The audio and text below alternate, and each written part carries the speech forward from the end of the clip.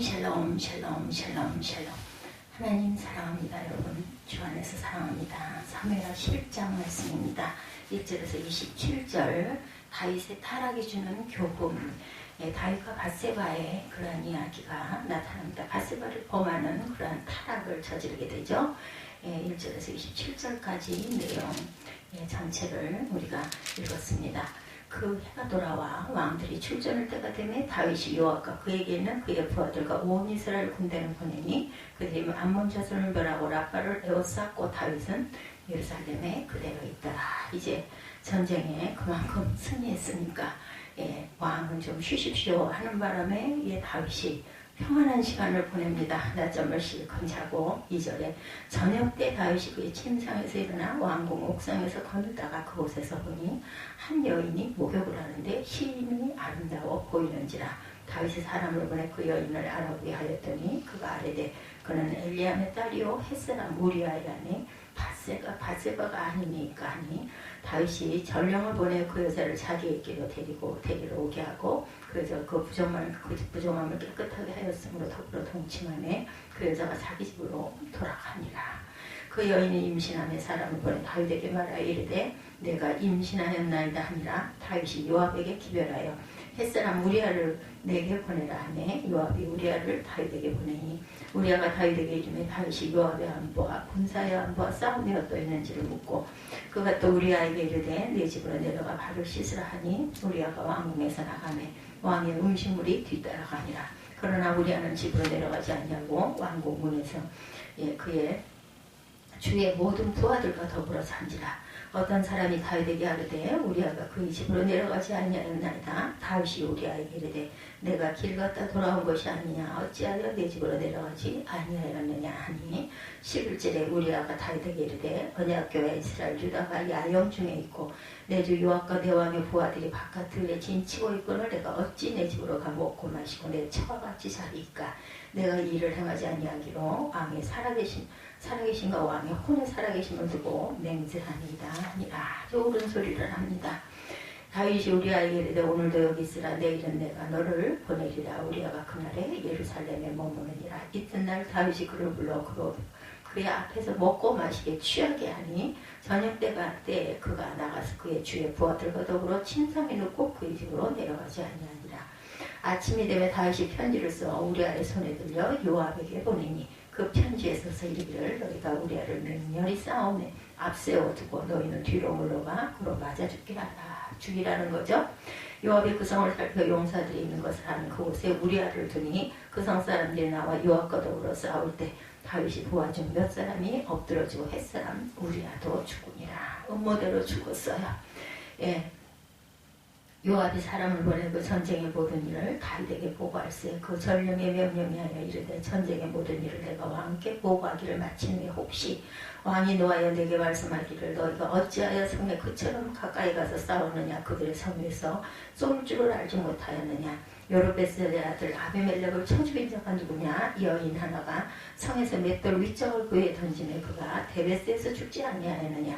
어찌하여 성에 가까이 갔더냐 하시거든 네가 말하기를 왕의 종 햇사람 우리아도 죽었나이다 하라.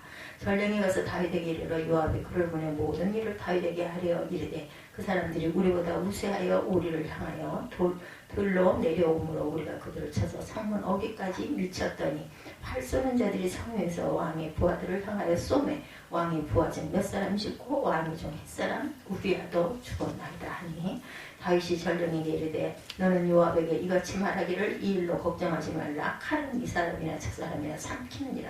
그 성을 향하여 더욱 힘써 싸워 함락시키라 하여 너는 그를 담대하게 하라 하니라. 우리아의 아내는 그 남편 우리아가 죽었음을 듣고 그의 남편을 위하여 소리내어 우니라. 그 장례를 마치매 다윗이 사람을 보내 그를 왕궁으로 데려오니 그가 그의 아내가 되어 그에게 아들을 낳으니라. 다윗의 행한 그 일이 여호와 보시기에 악하였더라. 다윗이 죄를 짓죠.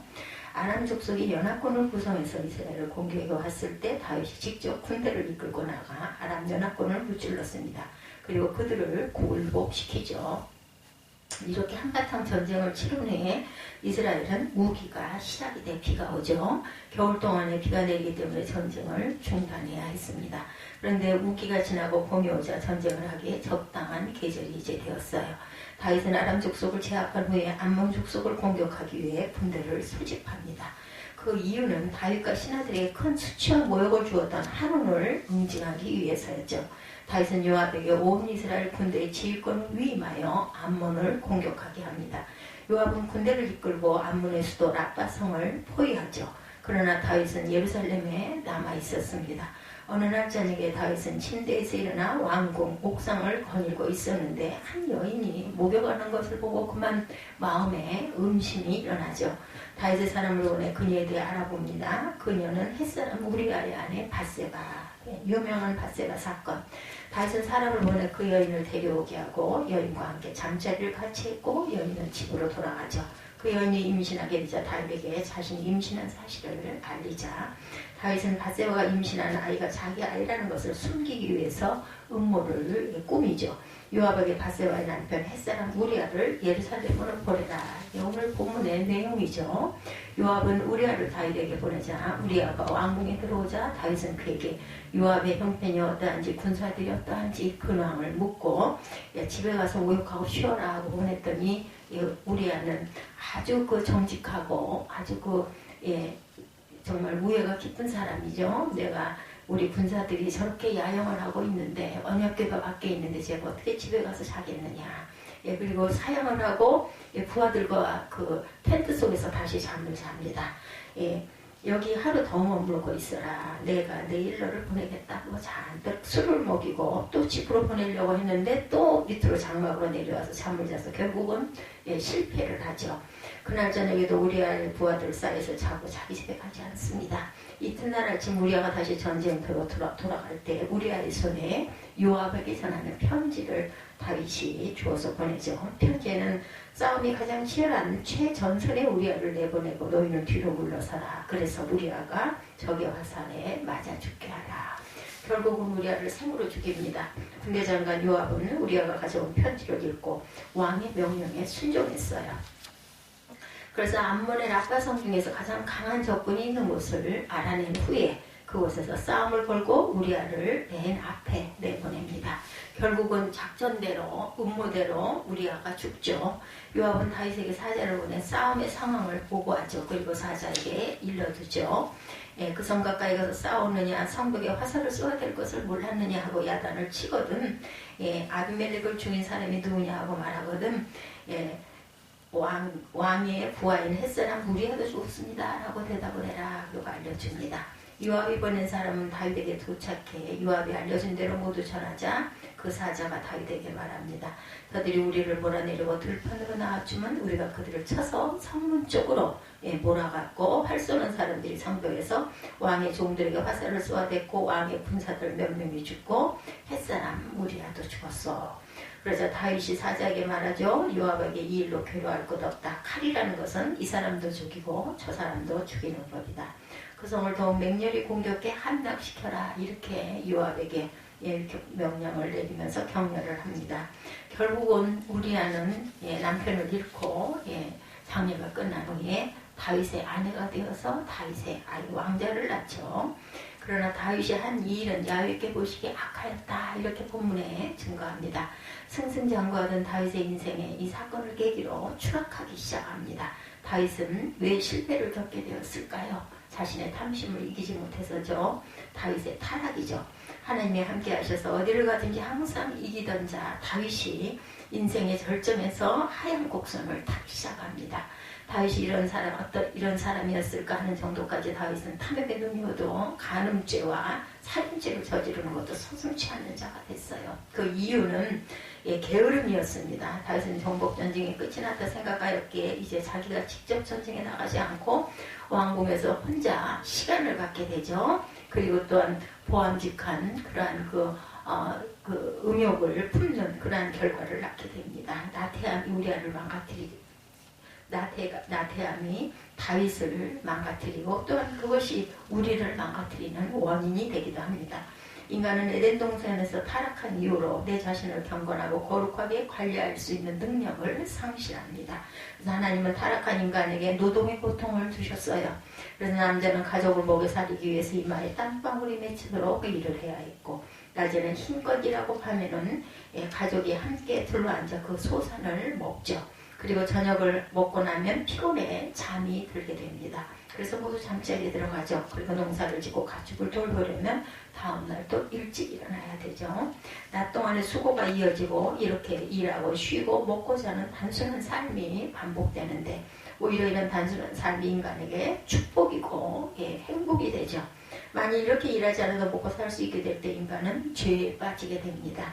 제일 먼저 나타나는 것이 성적인 타락, 남녀관계가 복잡해지죠. 시간이 많아지면, 여유가 생기면 결국 눈이 옆으로 돌아갑니다. 다윗의 경우도 그랬죠. 왕이 된 후에 정복전쟁을 치르느라 긴장되고 분주한 삶을 살다가 여유가 생기다 보니까 그만 이러한 탐심이 들어오게 됩니다.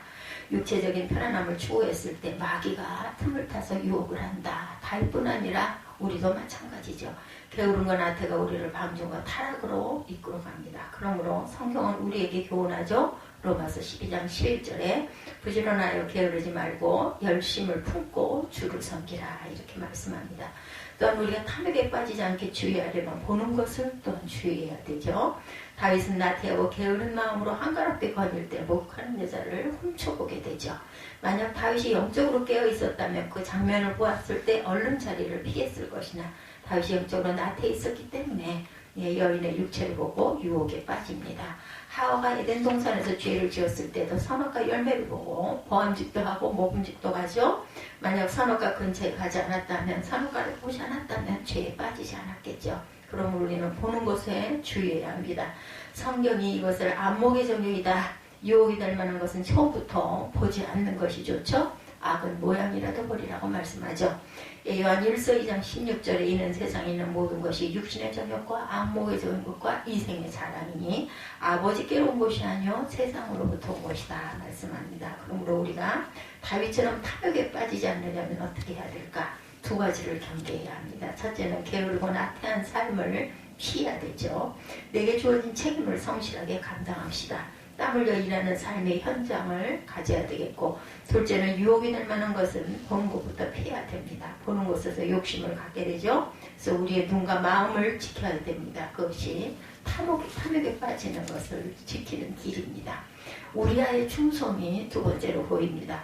햇사람 우리아는 한마디로 아주 충성된 사람이었습니다. 성경학자들은 그가 해쪽 속 출신으로 이방이었으나 유대인으로 귀한 사람이라고 추측합니다. 근데 그는 전쟁터에서 용명을 떨치며 활약하고 다윗이 신뢰하는 측근이 되죠. 그는 다윗이 전쟁터에서 개인적으로 불러 휴식 시간을 주면서 집에 가 쉬라고 해도 그 말을 듣지 않습니다. 비록 왕의 명령이었지만 자신의 선택 여하에 달려있다고 생각했기 때문이죠. 다윗이 우리아를 불러 왜 집에 가서 쉬셔야 하느냐 하니까, 언약궤가 이스라엘 유다와 전쟁터 한가운데 있고 바깥에서 지내고 있는데 어떻게 남한 집으로 가 먹고 마시고 아내와 함께 잠자리에 들겠습니까? 저는 이 일을 행하지 않기로 왕의 살아계심으로 맹세합니다. 아주 옳은 말을 하는 거예요. 부하로서. 그 행동은 나라와 왕과 자기 부하에 대한 충성된 마음에서 비롯됐죠. 그가 눈에 보이는 왕에게 충성된 삶을 살았던 것은 하나님께도 충성된 삶을 산 것과 같죠. 성경은 우리에게 육체의 성전에게 충성되게 행하라고 교훈하고 있기 때문에 우리의 충성됨은 우리에게 큰 도전이 됩니다. 골로새서 3장 22절이죠. 종들아 모든 일에 육신의 상전들에게 순종하되 사람을 기쁘게 하는 자와 같이 눈가림만 하지 말고 오직 주를 두려워하여 성실한 마음으로 하라 말씀하죠. 무슨 일을 하든지 마음을 다하여 주께 하듯 하고 사람에게 하듯 하지 말라. 우리도 우리아처럼 충성된 사람이 되어야 합니다.